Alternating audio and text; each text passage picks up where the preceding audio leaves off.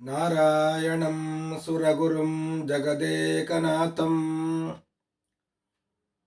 ಭಕ್ತಪ್ರಿಯಂ ಸಕಲಲೋಕನಮಸ್ಕೃತಂ ಚ ತ್ರೈಗುಣ್ಯವರ್ಜಿತಮಜಂ ವಿಭುಮಾದ್ಯಮೀಶಂ ವಂದೇ ಭವಗ್ನಮರಾಸುರಸಿದ್ಧವಂದ್ಯಂ ನಾರಾಯಣಂ ನಮಸ್ಕೃತ್ಯ ನರಂ ಚೈವ ನರೋತ್ತಮಂ ದೇವೀಂ ಸರಸ್ವತೀಂ ವ್ಯಾಸಂ ತತೋ ಜಯಮುದೀರಯೇ. ಶ್ರೀ ಗುರುಭ್ಯೋ ನಮಃ. ಹರಿ ಓಂ.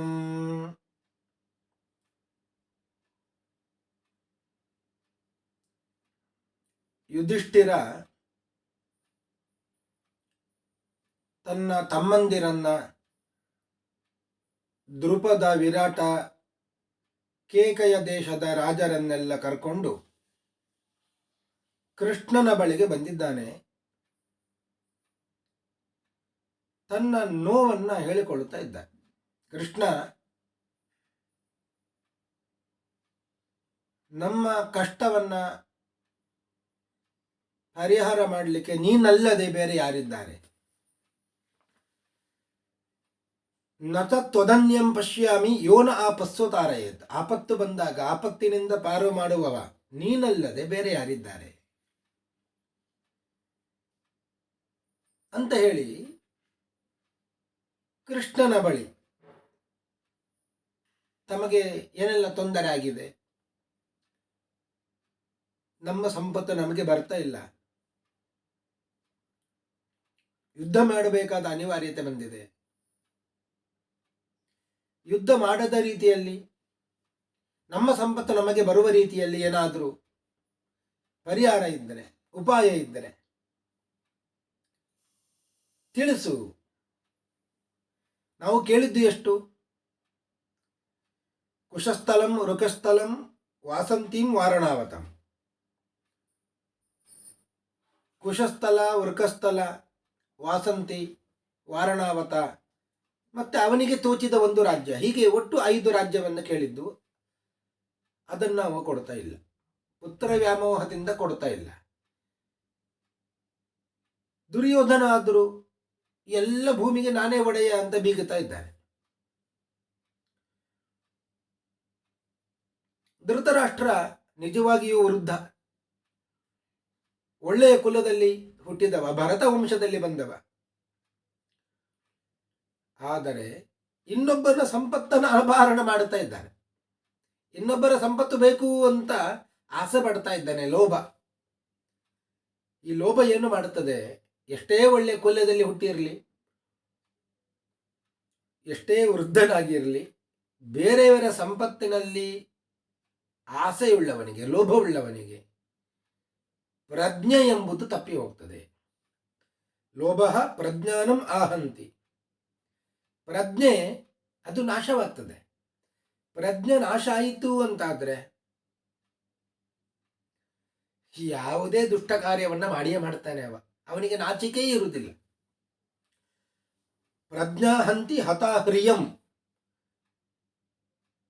ನಾಚಿಕೆಯನ್ನ ನಾಶ ಮಾಡುತ್ತದೆ ಪ್ರಜ್ಞೆ ಇಲ್ಲ ಅಂತಾದ್ರೆ. ಯಾವುದರಲ್ಲಿ ನಾಚಿಕೆ? ಕೆಟ್ಟ ಕಾರ್ಯವನ್ನು ಮಾಡುವುದರಲ್ಲಿ ನಾಚಿಕೆ. ಅದು ಇರುವುದೇ ಇಲ್ಲ ಅಂತೆ. ಪ್ರಜ್ಞೆ ಇಲ್ಲದವ ಅಧರ್ಮವನ್ನು ಮಾಡಲಿಕ್ಕೆ ಹಿಂಜರಿಯುವುದಿಲ್ಲ, ನಾಚಿಕೆ ಪಡುವುದಿಲ್ಲ. ಹಾಗೆ ಆಗ್ತದೆ. ನಾಚಿಕೆಯೇ ಇಲ್ಲ ಅಂತ ಆದರೆ ಧರ್ಮ ಮಾಡುವುದಿಲ್ಲ. ನಾಚಿಕೆ ಧರ್ಮವನ್ನು ಬಾಧಿಸಿ ಬಿಡುತ್ತದೆ. ಧರ್ಮ ಮಾಡುವುದಿಲ್ಲ ಅಂತ ಆದರೆ ಏನಾಯಿತು? ಕಾಂತಿ ನಾಶ ಆಗಿ ಹೋಗ್ತದೆ. ತೇಜಸ್ಸು ನಾಶವನ್ನು ಹೊಂದುತ್ತದೆ. ತೇಜಸ್ಸು ಕಾಂತಿ ನಾಶ ಆಯಿತು ಅಂತಾದರೆ ಪುರುಷನನ್ನೇ ನಾಶ ಮಾಡುತ್ತದೆ. ಅದು ಪುರುಷನು ಕೂಡ ನಾಶ ಹೊಂದುತ್ತಾನೆ. ಅಂದರೆ ಏನು? ಪುರುಷ, ಅಂತಹ ಪುರುಷ ಅವ ತನ್ನ ಸಂಪತ್ತನ್ನೆಲ್ಲ ಕಳ್ಕೊಳ್ಳುತ್ತಾನೆ. ಆದ್ದರಿಂದ ಪ್ರಜ್ಞೆ ಎಂಬುವಂಥದ್ದು ಮನುಷ್ಯನಿಗೆ ಬೇಕು. ಆ ಪ್ರಜ್ಞೆ ಹೋಗುವುದು ಲೋಭದಿಂದ. ಹೋಯಿತು ಅಂತಾದರೆ ನಾಚಿಕೆ ಇರುವುದಿಲ್ಲ. ಧರ್ಮ ಕಾರ್ಯವನ್ನು ಮಾಡಲಿಕ್ಕೆ ನಾಚಿಕೆ ಇರುವುದಿಲ್ಲ. ನಾಚಿಕೆ ಧರ್ಮವನ್ನು ಬಾಧಿಸ್ತದೆ. ಧರ್ಮವನ್ನು ನಾಚಿಕೆ ಬಾಧಿಸ್ತದೆ. ಧರ್ಮ ಇಲ್ಲ ಅಂತಾದರೆ ಕಾಂತಿ ನಾಶವಾಗ್ತದೆ. ಕಾಂತಿ ನಾಶ ಆಯಿತು ಅಂತಾದರೆ ಪುರುಷ ನಾಶವನ್ನು ಹೊಂದುತ್ತಾನೆ, ಅರ್ಥಾತ್ ಸಂಪತ್ತನ್ನೆಲ್ಲ ಕಳ್ಕೊಳ್ಳುತ್ತಾನೆ.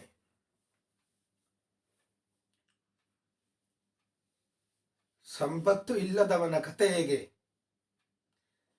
ಸಂಪತ್ತು ಇಲ್ಲದವನನ್ನ ಎಲ್ಲರೂ ತ್ಯಜಿಸ್ತಾರೆ, ಬಿಟ್ಟು ಬಿಡ್ತಾರೆ ಅಂತೆ. ಯುಧಿಷ್ಠಿರ ಹೇಳ್ತಾನೆ ಕೃಷ್ಣನಲ್ಲಿ, ಕೃಷ್ಣ ಅಸ್ವತೋ ವಿನಿವರ್ತಂತೆ ಜ್ಞಾತಯ ಸುಹೃದೋ ದ್ವಿಜಾಹ. ಸಂಪತ್ತು ಇಲ್ಲದವನನ್ನ ಅರ್ಥಾತ್ ದುಡ್ಡಿಲ್ಲದವನನ್ನ ಅವನ ಸಂಬಂಧಿಕರು, ಜ್ಞಾತಿಗಳು, ಗೆಳೆಯರು ಕೂಡ ಬಿಟ್ಟೇ ಬಿಡ್ತಾರೆ ಅಂತೆ. ಅದು ಹೇಗೆ ಅಂತ ಯುಧಿಷ್ಠಿರ ಒಂದು ಉದಾಹರಣೆ ಕೊಡ್ತಾನೆ. ಅಪುಷ್ಪಾತ್ ಅಫಲಾತ್ ವೃಕ್ಷಾತ್ ಯಥಾ ಕೃಷ್ಣ ಪತತ್ರಿಣಃ. ಒಂದು ಮರ ಇದೆ, ಆ ಮರದಲ್ಲಿ ಪುಷ್ಪವೂ ಇಲ್ಲ, ಫಲವೂ ಇಲ್ಲ, ಹಣ್ಣು ಇಲ್ಲ ಅಂತಾದರೆ ಆ ಮರದಲ್ಲಿ ಹಕ್ಕಿಗಳು ಬಿಟ್ಟೇ ಹೋಗಿ ಬಿಡ್ತವೆ, ಅಲ್ಲಿ ಕೂಡುವುದಿಲ್ಲ ಅಂತ. ಎಲ್ಲಿ ತಮಗೆ ತಿನ್ನಲಿಕ್ಕೆ ಅಂತ ಅಲ್ಲಿ ಹಣ್ಣು ಪುಷ್ಪಗಳು ಸಿಗ್ತಾವೋ ಅದರಲ್ಲಿ ಕೂಡುತ್ತವೆ ಹಕ್ಕಿಗಳು. ಇಲ್ಲ ಅಂತಾದರೆ, ಖಾಲಿ ಆಯಿತು ಅಂತಾದರೆ ಬಿಟ್ಟು ಹೋಗಿ ಬಿಡುತ್ತವೆ.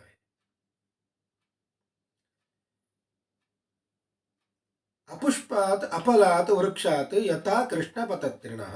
ಅದೇ ರೀತಿಯಾಗಿ ಧನಹೀನನಾದ ಪುರುಷನನ್ನ, ಸಂಪತ್ತನ್ನು ಕಳೆದುಕೊಂಡವನನ್ನ ಜ್ಞಾತಿಗಳು, ಸುಹೃದರು, ಜ್ಞಾನಿಗಳು ಎಲ್ಲರೂ ಕೂಡ ಬಿಟ್ಟು ಹೋಗ್ತಾರೆ ಅಂತ.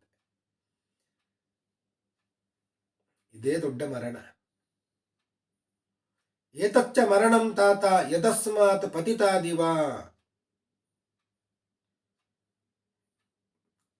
ನಿಜವಾಗಿಯೂ ಪ್ರಾಣ ಹೋದರೆ ಸತ್ತ ಅಂತ ಅಲ್ಲ, ಸಂಪತ್ತು ಇಲ್ಲ, ಅವನನ್ನು ಎಲ್ಲರೂ ಬಿಟ್ಟು ಬಿಟ್ಟರು ಅಂತಾದರೆ ಅದೇ ದೊಡ್ಡ ಮರಣ. ಇದಕ್ಕಿಂತ ದೊಡ್ಡ ಮರಣ ಬೇಕಾಗಿಲ್ಲ. ಒಬ್ಬ ಶಂಬರ ಅಂತ ಅರ್ಥಶಾಸ್ತ್ರಜ್ಞ ಇದ್ದ ಅಂತ.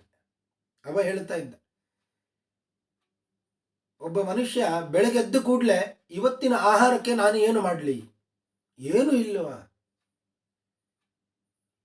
ಹೇಗೆ ಸಂಪಾದಿಸಲಿ, ಹಣ ಇಲ್ಲ ಅಂತ ಕೊರಗುತ್ತಾನಲ್ಲ, ಅದು ತುಂಬ ಕೆಟ್ಟ ಪರಿಸ್ಥಿತಿ ಅಂತ. ಅತ್ಯಂತ ದಾರುಣವಾದ ಪರಿಸ್ಥಿತಿ ಅದು. ನಾತಃ ಪಾಪೀಯಸೀಂ ಕಾಂಶ್ಚಿತ್ ಅವಸ್ಥಾಂ ಶಂಬರೋಬ್ರವೀತ್ ಯಚ್ಚ ನೈವೋದ್ಯತಃ ಪ್ರಾತಃ ಭೋಜನಂ ಪ್ರತಿದೃಶ್ಯತೆ. ಹಣ ಒಂದು ಕೈಯಲ್ಲಿ ಇಲ್ಲ ಅಂತಾದರೆ ತಿನ್ನಲಿಕ್ಕೆ ಏನು ಇಲ್ಲ ಅಂತ ಆಗಿಬಿಡುತ್ತದೆ, ಅವನ ಪರಿಸ್ಥಿತಿ ಕೇಳುವವರು ಇಲ್ಲ ಅಂತ ಆಗಿಬಿಡುತ್ತದೆ. ಆದ್ದರಿಂದಲೇ ಧನಮಾಹುಹು ಪರಂ ಧರ್ಮಂ. ದೊಡ್ಡ ಧರ್ಮ ಯಾವುದು ಅಂದರೆ ಹಣವೇ ದೊಡ್ಡ ಧರ್ಮ. ಹಣ ಇರಬೇಕು. ಧನೇ ಸರ್ವಂ ಪ್ರತಿಷ್ಠಿತಂ. ಯಾಕೆ ಅಂದರೆ ಎಲ್ಲವೂ ಕೂಡ ಈ ಹಣವನ್ನು ಆಶ್ರಯಿಸಿಕೊಂಡಿದೆ. ಜೀವಂತಿ ಧನಿನೋ ಲೋಕೆ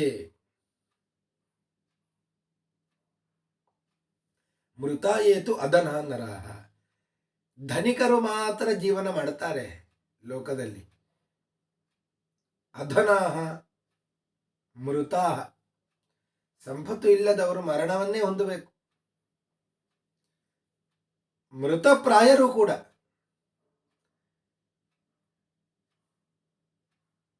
ಒಂದು ಒಳ್ಳೆಯ ಮಾತು ಕೂಡ ಇದೆ, ಸರ್ವೇ ಗುಣ ಕಾಂಚನಂ ಆಶ್ರಯಂತಿ ಅಂತ.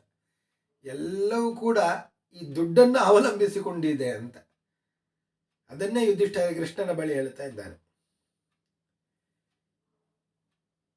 ಬೇಕಾದಷ್ಟು ಸಂಪತ್ತು ಇದ್ದವರನ್ನು ಕೂಡ ಒಮ್ಮೆ ಬಲಿಷ್ಠರು ಬಂದು ಹಣವನ್ನು ದೋಚಿದ್ರು ಅಂತಾದರೆ ಅವ ಧರ್ಮ, ಅರ್ಥ, ಕಾಮ ಎಲ್ಲ ನಾಶವನ್ನು ಹೊಂದುತ್ತಾನೆ ಅಂತ ಅರ್ಥ. ಧರ್ಮವೂ ಇಲ್ಲ, ಹಣ ಇಲ್ಲದಿದ್ದರೆ ಧರ್ಮವೂ ಇಲ್ಲ, ಅರ್ಥವೂ ಇಲ್ಲ, ಅರ್ಥಾತ್ ಸಂಪತ್ತಿಗೆ ಸಂಪತ್ತನ್ನು ಸೇರಿಸಲಿಕ್ಕೆ ಆಗುವುದಿಲ್ಲ,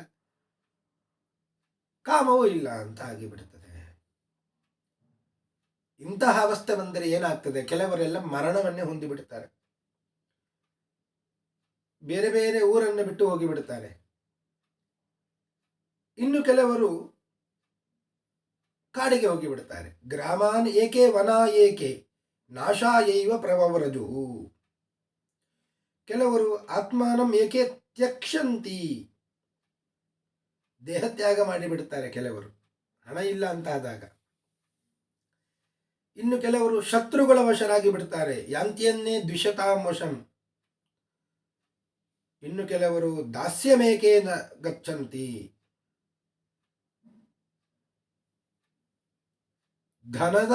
ಹಣದ ನಿಮಿತ್ತವಾಗಿ ಬೇರೆಯವರ ದಾಸರಾಗಿ ಹೋಗ್ತಾರೆ.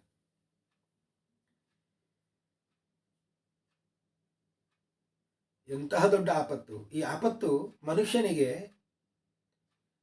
ಮರಣಕ್ಕಿಂತಲೂ ಕೂಡ ಹೀನಾಯವಾದದ್ದು. ಆಪದೇವ ಅಸ್ಯ ಮರಣಾತ್ ಪುರುಷಸ್ಯ ಗರೀಯಸಿ. ಎರಡು ರೀತಿಯಾಗಿ ಮರಣ ಇದೆ. ಒಂದು ದಾರಿದ್ರ್ಯದ ಕಾರಣ ಮರಣ. ದಾರಿದ್ರ್ಯ ಬಂತು ಅಂತಾದರೆ ಅದು ಮರಣಪ್ರಾಯ. ಇನ್ನೊಂದು ಮರಣ ಇದೆ, ಅದು ವೃದ್ಧರಾಗಿ ವಯಸ್ಸಾಗಿ ಕಣ್ಣು ಕಾಣದೆ, ಹಲ್ಲು ಎಲ್ಲ ಉದುರಿ ಹೋಗಿ, ಮೈಯ ಚರ್ಮ ಎಲ್ಲ ಸುಕ್ಕುಗಟ್ಟಿ ಕೊನೆಗೆ ಒಂದು ಮರಣ ಅಂತ ಬರ್ತದೆ. ಈ ಮರಣ ಅದು ಸ್ವಾಭಾವಿಕವಾದ ಮರಣ. ಈ ಮರಣ ಏನು, ಶಾಶ್ವತಂ ಲೋಕವರ್ಮದತ್ ಯದಸ್ಯ ಧರ್ಮ್ಯಂ ಮರಣಂ. ಇದು ಧರ್ಮವತ್ತಾದಂತಹ ಮರಣ. ಈ ಮರಣ ಅದು ಶಾಶ್ವತ ಲೋಕಕ್ಕೆ ಕರ್ಕೊಂಡು ಹೋಗ್ತದೆ.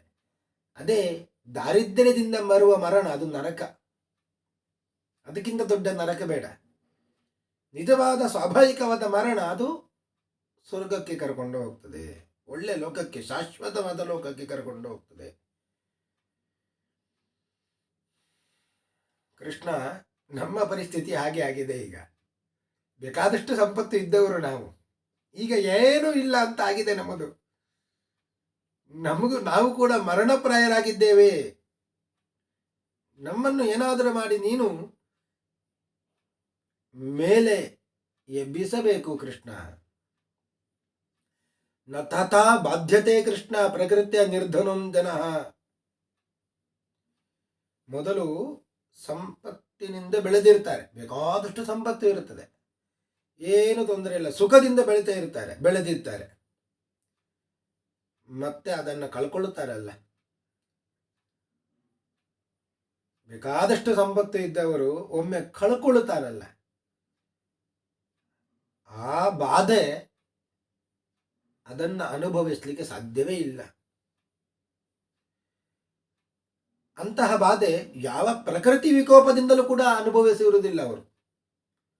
ಸಂಪತ್ತು ಇದ್ದವನಿಗೆ ಅದನ್ನು ಕಳ್ಕೊಂಡಾಗ ಆಗುವ ಪರಿಸ್ಥಿತಿ ಅದು ಬೇರೆ ಪ್ರಕೃತಿ ವಿಕೋಪ ಆದಾಗಲೂ ಕೂಡ ಆಗುವುದಿಲ್ಲ ಅಂತ. ಯಥಾ ಭದ್ರಾಂ ಶ್ರಿಯಂ ಪ್ರಾಪ್ಯ ತಯಾ ಹೀನಃ ಸುಖೈದಿತಃ.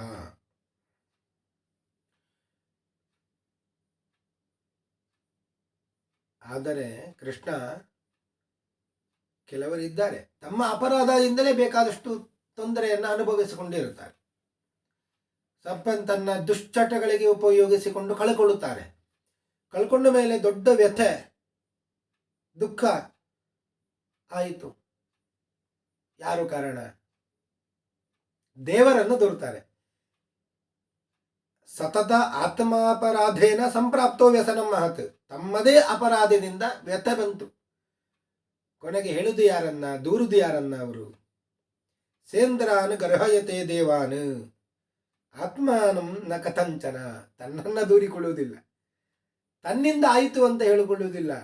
ದೇವತೆಗಳು ಮಾಡಿದ್ರು, ಇಷ್ಟೆಲ್ಲ ಪೂಜೆ ಮಾಡಿದೆ, ಇಷ್ಟೆಲ್ಲ ಹೋಮ ಮಾಡಿಸಿದೆ, ನನಗೆ ಯಾಕೆ ತೊಂದರೆ ಬಂತು? ಇದು ದೇವತೆಗಳು, ದೇವರು ಕಾರಣ ಅಂತ ಹೇಳಿಕೊಳ್ಳುತ್ತಾರೆ. ತಮ್ಮ ಅಪರಾಧ ಅಂತ ಹೇಳಿಕೊಳ್ಳುವುದಿಲ್ಲ. ಈ ರೀತಿಯಾಗಿ ಯಾರು ದೇವರನ್ನ ನಿಂದನೆ ಮಾಡ್ತಾರೋ ಅಂಥವರನ್ನ ಯಾವ ಶಾಸ್ತ್ರಗಳು ಕೂಡ ಕಾಪಾಡುವುದಿಲ್ಲ. ಈ ಸಂದರ್ಭದಲ್ಲಿ ಏನಾಗ್ತದೆ? ಕೋಪಗೊಳ್ಳುತ್ತಾರೆ, ದೇವರ ಮೇಲೆ ಕೋಪ. ತನ್ನವರ ಮೇಲೆ ಕೋಪ, ತನಗಿಂತ ದೊಡ್ಡ ಸಂಪತ್ತು ಇದ್ದವರನ್ನ ನೋಡಿ ಅಸೂಯೆ ಪಡುವಂಥದ್ದು, ಪುನಃ ಪುನಃ ಮೋಹಕ್ಕೆ ಒಳಗಾಗಿ ಬೇಡವಾದ ಕಾರ್ಯವನ್ನು ಮಾಡಲಿಕ್ಕೆ ಹೋಗ್ತಾರೆ.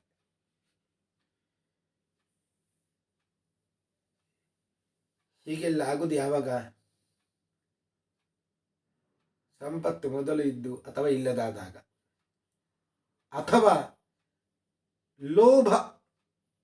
ಲೋಭದ ಕಾರಣ, ದುರಾಸೆಯ ಕಾರಣದಿಂದ ಪ್ರಜ್ಞಾಹೀನರಾಗಿ ಬಿಡ್ತಾರೆ ಅಲ್ಲ. ಆ ಸಂದರ್ಭದಲ್ಲಿ ಇಂಥದ್ದೆಲ್ಲ ಅನಾಹುತ ಆಗ್ತದೆ. ಅದನ್ನೇ ಯುಧಿಷ್ಠರ ಮೊದಲು ಹೇಳಿದ್ದು, ಲೋಭ ಪ್ರಜ್ಞಾನಂ ಆಹಂತಿ. ಲೋಭವೇ ಪ್ರಜ್ಞೆಯನ್ನ ಕೊಂದು ಬಿಡುತ್ತದೆ ಅಂತೆ. ಆದ್ದರಿಂದ ನರಕಕ್ಕೆ ಹೋಗುವವನನ್ನು ತಡೆದು ಹಿಡಿದು ನಿಲ್ಲಿಸುವುದು ಯಾವುದು ಅಂದರೆ ಪ್ರಜ್ಞೆಯಂತೆ. ಪ್ರಜ್ಞಾವಂತ ಪುರುಷ ಇದ್ದಾನಲ್ಲ, ಅವ ಶಾಸ್ತ್ರವನ್ನು ಅನುಸರಿಸ್ತಾನೆ, ಒಳ್ಳೆಯ ಕಾರ್ಯವನ್ನು ಮಾಡುತ್ತಾನೆ, ಅಧರ್ಮವನ್ನ ಮಾಡಲಿಕ್ಕೆ ಹೋಗುವುದಿಲ್ಲ, ಅದರಲ್ಲಿ ನಾಚಿಕೆ ಪಡ್ತಾನೆ, ಕೆಟ್ಟ ಕೆಲಸವನ್ನು ಮಾಡಲಿಕ್ಕೆ ನಾಚಿಕೆ ಪಡ್ತಾನೆ. ನಾಚಿಕೆ ಉಳ್ಳವ ಪಾಪಕರ್ಮವನ್ನು ದ್ವೇಷ ಮಾಡ್ತಾನೆ.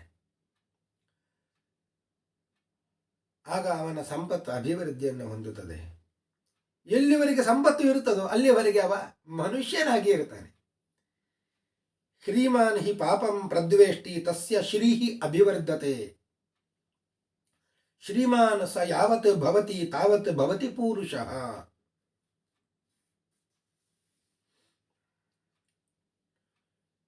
ಹೀಗಾದಾಗ ನಿತ್ಯ ಧರ್ಮಕರ್ಮವನ್ನೆಲ್ಲ ಮಾಡುತ್ತಾ ಇರ್ತಾನೆ, ಯಾವತ್ತೂ ಪಾಪಕರ್ಮದಲ್ಲಿ ಪ್ರವೃತ್ತನಾಗುವುದಿಲ್ಲ.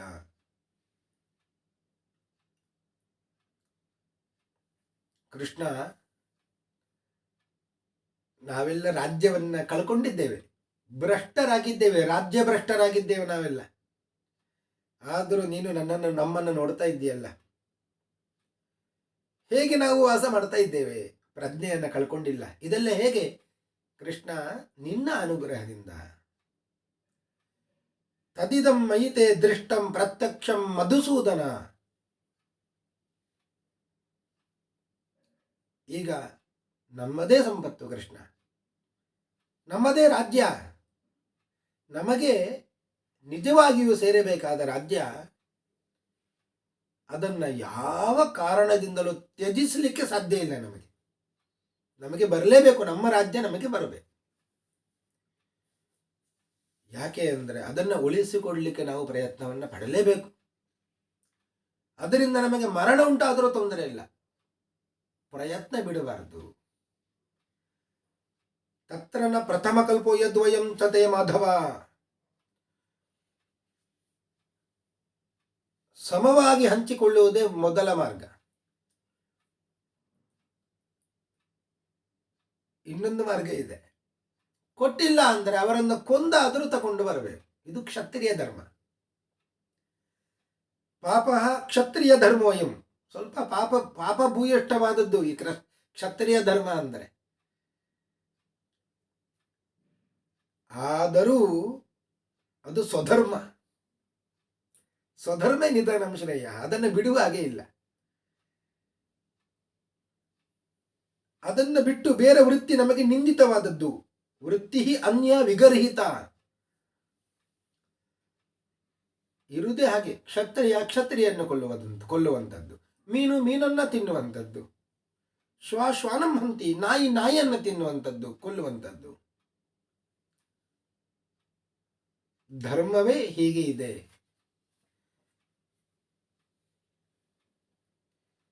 ಆದ್ದರಿಂದ ಸಂಧಿಯನ್ನ ಮಾಡಿಕೊಳ್ಳುವ ಕೃಷ್ಣ, ನೀನು ಒಮ್ಮೆ ಪ್ರಯತ್ನ ಪಡು. ನಮಗೆ ರಾಜ್ಯ ಬೇಕು, ಸಮಾನವಾಗಿ ಹಂಚಿಕೊಳ್ಳೋಣ. ಬೇಡ, ನಮಗೆ ಸ್ವಲ್ಪ ಕೊಟ್ಟರೆ ಸಾಕು, ಅಷ್ಟು ಕೊಡ್ಲಿ.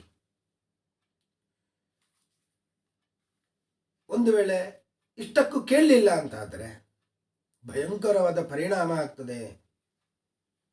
ಅದು ಯಾವ ರೀತಿಯಾಗಿ ಅಂತ ಯುಧಿಷ್ಠರ ಹೇಳ್ತಾನೆ. ತಕ್ಷುನಾಮಿವ ಗೋಪಾತೆ ಪಂಡಿತೈ ಉಪಲಕ್ಷಿತಂ. ಒಂದು ಸತ್ತ ಪ್ರಾಣಿ ಇದೆ, ಅದರ ಸುತ್ತಲೂ ನಾಯಿಗಳು ಬಂದಿದ್ದಾವೆ. ಅದನ್ನು ತಿನ್ನಬೇಕಂತ ಬಂದ ನಾಯಿಗಳು.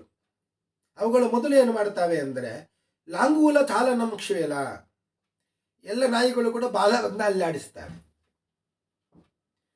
ಸ್ವಲ್ಪ ಹೊತ್ತಾಯಿತು, ಮೆಲ್ಲ ಕಿರಿಚಿಕೊಳ್ಳಿಕ್ಕೆ ಶುರು ಮಾಡ್ತಾರೆ. ಒಂದು ನಾಯಿ ಕಿರಿಚಿತೀವಿ ಅಂತ ಹೇಳಿದ್ರೆ ಅದಕ್ಕೆ ಪ್ರತಿಯಾಗಿ ಇನ್ನೊಂದು ನಾಯಿ ಕಿರುಚುತ್ತದೆ.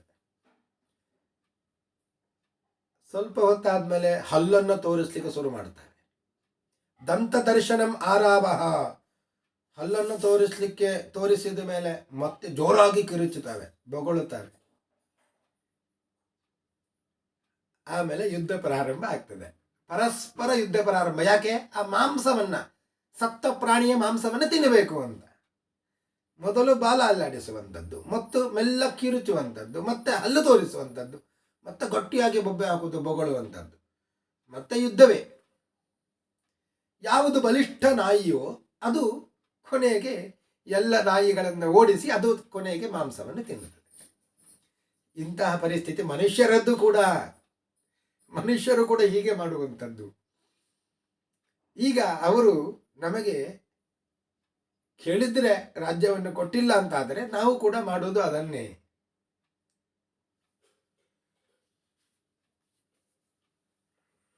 ಇಷ್ಟೆಲ್ಲ ಯಾಕೆ ಹೇಳಿದ್ದೆ ನಾನು? ನಿನ್ನಲ್ಲಿ ಧೃತರಾಷ್ಟ್ರ ಮಕ್ಕಳ ಮೇಲೆ ಬಹಳ ವ್ಯಾಮೋಹದಿಂದ ಇದ್ದಾನೆ, ಪುತ್ರ ಸ್ನೇಹ. ಆದ್ದರಿಂದ ಯಾರಿಗೂ ಬಾಗಿ ನಡೆಯುವವನಲ್ಲವ. ಸ ಪುತ್ರ ವಶಮಾಪನ್ನ ಪ್ರಣಿಪಾತಂ ಪ್ರಹಸ್ಯತಿ. ಇಂತಹ ಸಂಕಷ್ಟ ನಮಗೆ ಇದೆ ಈಗ. ಈ ಸಂಕಷ್ಟದಲ್ಲಿ ಪಾರು ಮಾಡುವವ ನೀನಲ್ಲದೆ ಬೇರೆ ಯಾರಿದ್ದಾರೆ ಕೃಷ್ಣ? ನೀನೇ ನಮಗೆ ಒಂದು ದಾರಿಯನ್ನು ತೋರಿಸಬೇಕು. ಬಹಳ ದಿನ ಆಯಿತು ಸಂಜಯ ಹೋಗಿ, ಇನ್ನೂ ವಾಪಸ್ ಬಂದಿಲ್ಲ ಅಂತ ಆದರೆ ಅವರು ರಾಜ್ಯವನ್ನು ಕೊಡ್ತಾ ಇಲ್ಲ. ನಾವು ಯುದ್ಧಕ್ಕೆ ತಯಾರಾಗಬೇಕು. ಇದೇ ಪರಿಹಾರ ಉಪಾಯವೋ ಅಥವಾ ಬೇರೆ ಏನಾದರೂ ಇದೆಯೋ? ನಮಗೆ ದಾರಿ ತೋರಿಸು ಕೃಷ್ಣ ಅಂತ ಇವರೆಲ್ಲರ ಪ್ರತಿನಿಧಿಯಾಗಿ ಯುಧಿಷ್ಠಿರ ಇಷ್ಟೆಲ್ಲ ಮಾತನಾಡಿದ ಎಂಬಲ್ಲಿಗೆ ಇವತ್ತಿನ ಉಪನ್ಯಾಸವನ್ನು ಮುಗಿಸ್ತಾ ಇದ್ದೇನೆ. ಶ್ರೀ ಕೃಷ್ಣಾರ್ಪಣಮಸ್ತು.